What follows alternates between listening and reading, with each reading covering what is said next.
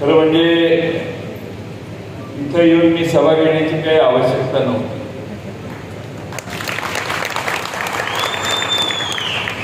सभेची गरज निवडून येण्यासाठी आहे, निवडून आलेलेच आहेत त्यांच्यासाठी सभेची गरज नाही. आमच्या माहितीप्रमाणे आपले उमेदवार हे बऱ्यापैकी तुमच्या सगळ्यांचा विश्वास संपादन करून अधिक पुढे गेलेले आहेत. ते नक्की उद्याच्या निवडणुकीत निवडून येतील असं मला वाटतं. अनेक मुद्दे आहेत, अनेक प्रश्न आहेत. बहुतेक सगळ्या मुद्द्यांची तुम्हाला जाणीव आहे. पण शिवाजी महाराजांची जन्मभूमी जुन्नर आहे आणि 5 धरणांचा शेतीनं समृद्ध असणारा तालुका, एवढी 5 धरणं एका तालुक्यात असणं कुठलाही महाराष्ट्रात दुसरा तालुका. आणि ही पुण्याई यशवंतराव चव्हाण साहेबांच्या विचारातून पवार साहेबांच्या मुळे या ठिकाणी घडलेली आहे. या सगळ्या संपन्नतेचं मूळ आहे ते आपले नेते शरद पवार साहेब आहेत. हे कधी हा तालुका विसरले पाहिजे. आणि म्हणून आपण नेहमीच या सर्व धरणांची निर्मिती ज्यांनी केली त्या सर्वांना आणि विशेषतः पवार साहेबांना नेहमीच मानत आलो. या मतदारसंघात जेव्हा जेव्हा पवार साहेबांनी हाक दिली तेव्हा हा मतदारसंघ पवार साहेबांच्या मदतीला उभा टाकला. काल परवा लोकसभेच्या निवडणुका झाल्या आणि आपण 51,000चं मताधिक्य या मतदारसंघातून अमोल कोल्हे साहेबांना. आमच्या पक्षाकडे यंदा सगळ्यांनीच उमेदवारी मागितल्या. आज जे समोर उभे आहेत त्यातल्या 2 जणांनी आमच्याकडे उमेदवारी मागितलेल्या आहेत. ते सांगायचे पवार साहेबांचा आशीर्वाद असल्याशिवाय आम्ही निवडून येत नाही, म्हणून आम्ही तुमच्याकडे उमेदवारी मागतो. हे नक्की आहे की पवार साहेबांचा आशीर्वाद असल्याशिवाय जुन्नरला विधानसभा निवडणूक लढवता येत नाही, विजयी होता येत नाही. तो आशीर्वाद आता आपल्या शेरकर साहेबांच्या मागे आज उभा आहे. सत्यशील शेरकर आणि त्यांच्या पूर्वी त्यांच्या वडिलांनी, त्यांच्या चुलत्यांनी जे काम करून दाखवलेलं आहे या परिसरात साखर उद्योगातून, त्यामुळं आज धरणं झालेली आहे. त्याचा जास्त फायदा शेतकऱ्यांना कशामुळे मिळतो तर इथल्या कारखानदारीमुळे मिळतो. हे आपल्याला विसरता येणार. खरं म्हणजे आपण सगळ्यांनी थोडंसं बारकाईनं बघितलं तर पूर्वी मला सांगण्यात आलं की पूर्वी अमोल दादा आणि दुसरे इथले आमदार अशी जोडी आणि ती जोडी एकच आहे असा प्रचार चालू आहे सध्या. बरोबर आहे ना? ज्या दिवशी अमोल कोल्हे साहेबांच्या विरोधी पैसा वाटायला तुम्ही बाहेर पडला आणि त्यांना पाडायच्यासाठी पडेल त्या पद्धतीनं भाषा वापरली, अगदी शरद पवार साहेबांच्या विरोधात तुम्ही बोलला, त्या दिवशी नवी जोडी महाराष्ट्रात या तालुक्यात तयार झाली. अमोल कोल्हे आणि माणसं फार हुशार आहे. जोड्या लावायलाही आणि जोड्या मोडायला देखील. त्यामुळे लोकांची सतत बुद्धी याला आपण नेहमी ग्रहित करू नये. आणि म्हणून आता अमोल दादा आणि सत्यशील दादा यांची जोडी आपल्या विकासाची जबाबदारी घेऊन काम करेल हा मला पूर्णपणाने विश्वास आहे. खरं म्हणजे मी येण्याचं दुसरं कारण असं, माऊली खंडागळे तुम्ही फार मोठा त्याग केला. महाविकास आघाडीसाठी तुम्ही पक्षाचा आदेश मानून मातोश्रीचा आदेशाप्रमाणे काम करून एक पाऊल मागे ठरलं. त्याचे आभार मानायला देखील मी आलो. या ठिकाणी आज आपल्या शरद लेंडे साहेबांचे देखील मला आभार मानायचे. इतक्या निष्ठेनं माणसांनी आयुष्यभर शरद पवार साहेबांची पाठराखण केली, एवढं उत्तम उदाहरण मग आमचे माऊली लेंडे असतील, तुषार थोरात असतील, मोहित धमाले असतील, अंकुश आमले असतील, अनिल तांबे असतील, अनंतराव चौगुले असतील आणि आदिवासी म्हणून शरद गोडेंनी पण मला वाटतं अर्ज भरलेला होता. या सगळ्यांनी शरद पवारांना अनेक वर्ष साथ दिली आणि खास करून या जुन्या लोकांनी साथ केली. पक्षाचा निर्णय झाल्यावर जसं माऊली खंडागळेंनी पाऊल मागे घेतलं तसं पक्षाचा निर्णय झाल्यावर अनेक वर्ष पक्षासाठी खस्ता खाल्लेल्या ह्या सगळ्या लोकांनी माघार घेतली. त्या सगळ्यांना दंडवत घातलं पाहिजे. तुम्ही पूर्ण त्याग करून आज पवार साहेबांची इच्छा सत्यशील शेरकरांच्या मागे आशीर्वाद उभा राहत असेल तर त्यांना निवडून देण्याची तुम्ही तयारी केली.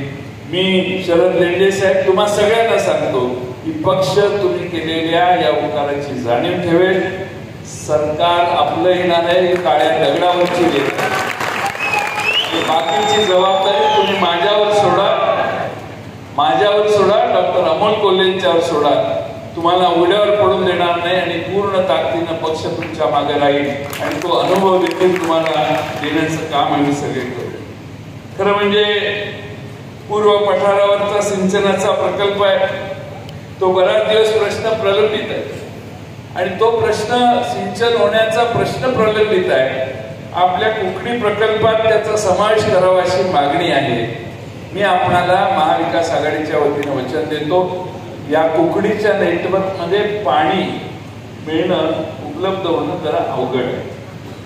त्यासाठी वळण बंधारे या सगळ्या खोऱ्यामध्ये अतिरिक्त पाणी जे पश्चिमेकडे जातंय ते वळवून आणणे आणि त्याचा हिशेब करून तुम्हाला पाण्याची उपलब्धी पठारावर करून देण्याची जबाबदारी मी स्वतः घेतो. तुम्ही काही चिंता करू नका.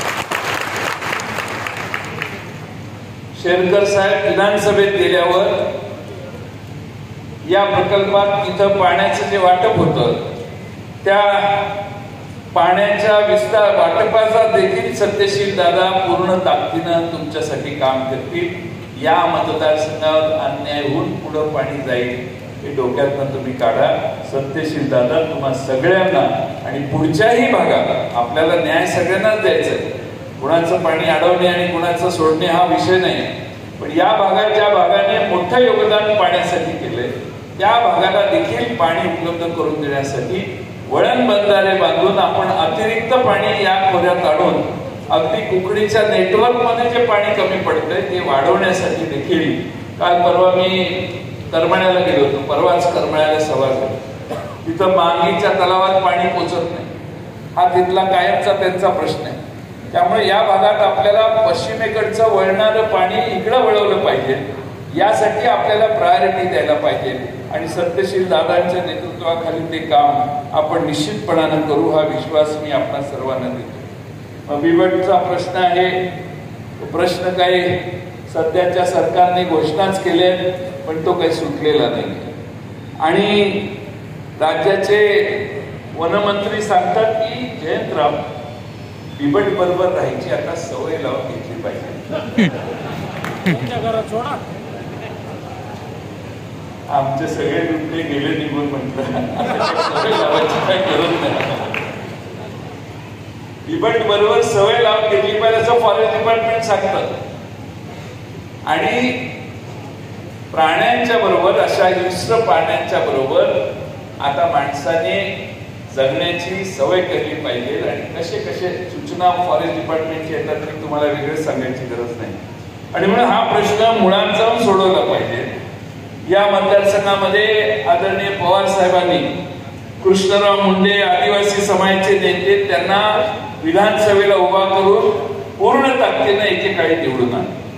याच मतदारसंघातल्या आदिवासी समाजातल्या नेत्यांना जिल्हा परिषदेचं अध्यक्ष करण्याचं काम देखील केलं.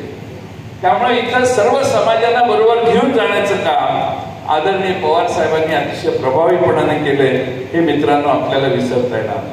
प्रश्न अनेक आहे. महागाई हा एक नंबरचा प्रश्न आहे.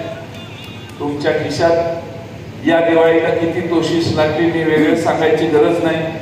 ही महागाई कशामुळं तर भारतीय जनता पक्ष आणि त्यांच्या मित्र पक्षांमुळं हे आता महाराष्ट्रात नाही देशात आता सगळ्या लोकांना कळलंय.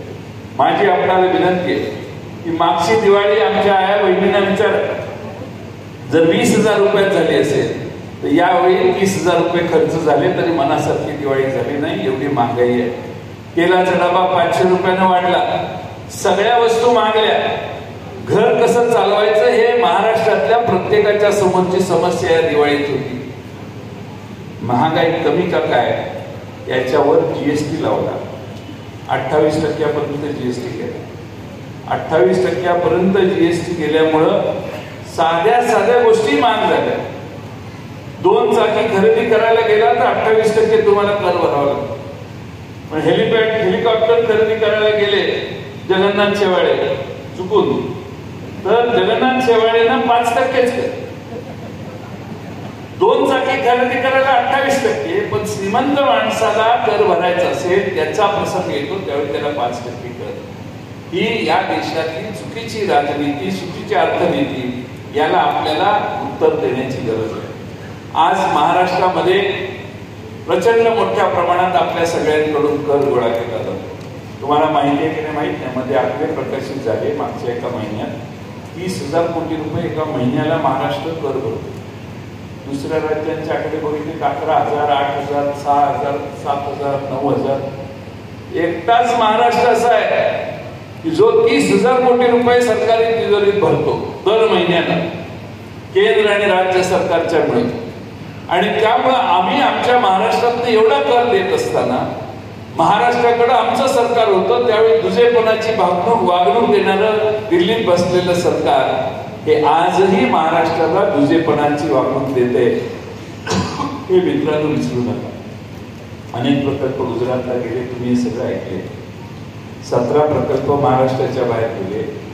फॉक्सकॉनचा प्रकल्प गेला. मी विधानसभेत विचारलं सरकारला, अरे असं कसं करताय?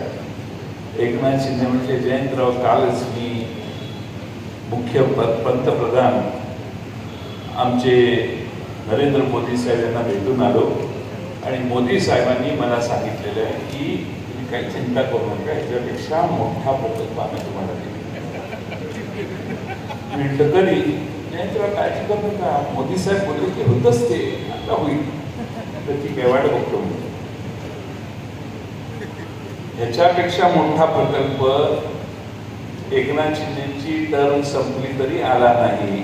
याचा अर्थ असा होता, एकनाथ शिंदे आम्हाला सांगत होते काही दिल्लीहून मिळालेलं नाही, भोपळा मिळालेला आहे आणि त्यामुळे आपल्याकडे नवीन प्रकल्प येणार नाही. 1.5 लाख पोरांच्या तळेगावामध्ये काम केलेल्या, करू शकणाऱ्या मुलांच्या नोकऱ्या केल्या. टाटा एअरबसचं उद्घाटन परवा मुख्यमंत्री तिथल्या गुजरात राज्याने मोदींना आणून केलं बडोद्याच्या शेजारी. भूमिपूजन नाही, उद्घाटन.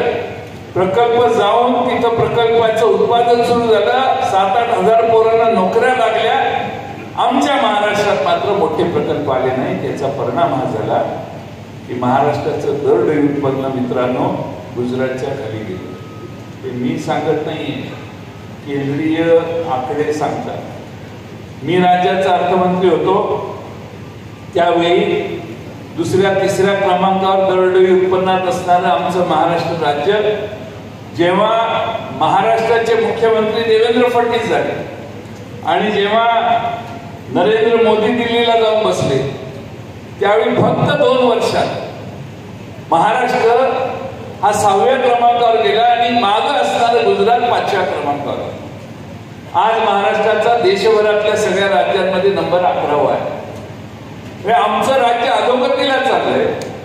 दरडोई उत्पन्नात आम्ही खाली गेलो. याचा अर्थ गुजरातची माणसं आपल्यापेक्षा श्रीमंत झाली. गुजरातमध्ये दरडोई उत्पन्न वाढलं म्हणजे आम्ही त्यांच्यापेक्षा आज कमी पडतोय. आणि त्याच्या पलीकडे जाऊन 2-4 दिवसापूर्वी आकडेवारी प्रकाशित झाली मागच्या आठवड्यात की भारताच्या सकल उत्पन्नात पूर्वी महाराष्ट्राचा वाटा 15% असायचा, आता तो 13% झालाय. 2% आणि खाली घसरतो. तुम्हाला वाटतं की 2% काय होतंय? काय सांगतात ते? 2% म्हणजे काही लाख कोटी रुपये आम्ही महाराष्ट्रात संपत्ती निर्माण करण्यात कमी पडलो, असा त्याचा मित्रांनो अर्थ आहे. या एकनाथ शिंदेनी आणि त्यांच्या 2 उपमुख्यमंत्र्यांनी मिळून महाराष्ट्र गुजरातच्या दावणीला नेऊन बांधलेलं आहे.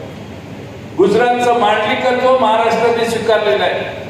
महाराष्ट्रातल्या पोरांच्या हाताच्या नोकऱ्या गेल्या, महाराष्ट्राच्या माती महागाई आली, महाराष्ट्राला मागे ठेवण्याची व्यवस्था नरेंद्र मोदींचं दिल्लीचं सरकार करतंय. त्याच्या विरोधात आवाज उठवण्याची दानं राज्याच्या मुख्यमंत्री आणि 2 उपमुख्यमंत्र्यांना नाही. हे पहिल्यांदा तुम्ही लक्षात घ्या. आपल्याला राज्य कसं असलं पाहिजे?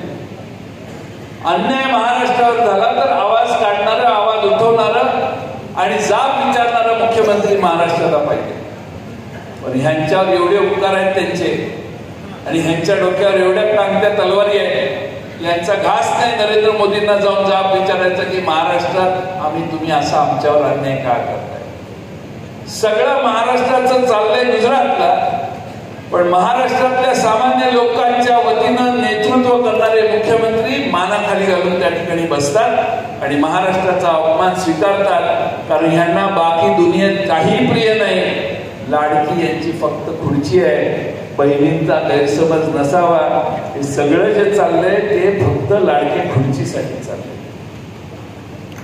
प्रचंड गोष्टी अशा आहेत महाराष्ट्रात. ते बोलायला गेलो तर तुम्हाला म्हणाले काय करतात, काय सांगतात, वेळ कमी आहे. पण आम्ही सत्तेवर येऊ याच्यात माझ्या मनात शंका आहे. सत्तेवर आल्यानंतर आम्ही काय करणार?